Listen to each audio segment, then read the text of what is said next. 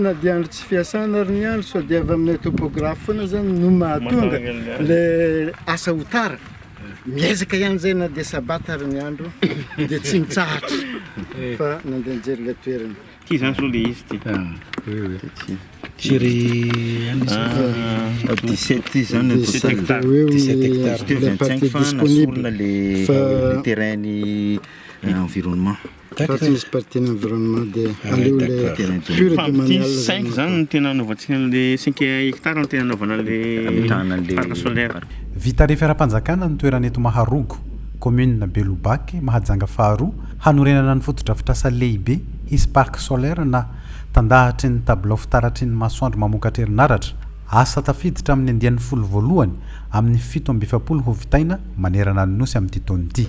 Ny terrassement zany manomboka amin'ny latsinainy an'izay telo no avy amin'ny gouvernorat no anaovana le izy efa milamina daholo moa zany rehetrarehetra zay fa amin'ny latsinainy zany manomboka le izy 5 jours ny terrassement zany eo amin'ny herin'ny androany zany sabotsy amin'ny herin'ny andro zany efa vita tanteraka zany le terrassement. Mihazakazaka araka ny toromarika avy amin'ny ministra Olivier Jean-Baptiste ny fizotry ny asa tsikaritra ny firaisan-kina sy fifanomezan-tanany sampandra ara-panjakana rehetra aty amin'ny faritra amin'ny fanatanterahana ny fanomboan'ny fanorenana ny parc solaire. Midina fotony zay avy ato amin'ny Ministeran'ny Angovo sy ny Akoran'afo miaraka amin'ny Jerama no toromarika nomena Atoa ministra na dia vao tsy amperin'azy zany na voatendry azy hitantana ny ministera dia misanjaka manerana ny nosy ny ekipa rehetra ka aty Mahajanga ny tenanay amin'izao fotoana izao mijery ilay toerana hametrahana ilay parc solaire 5 mégawatt.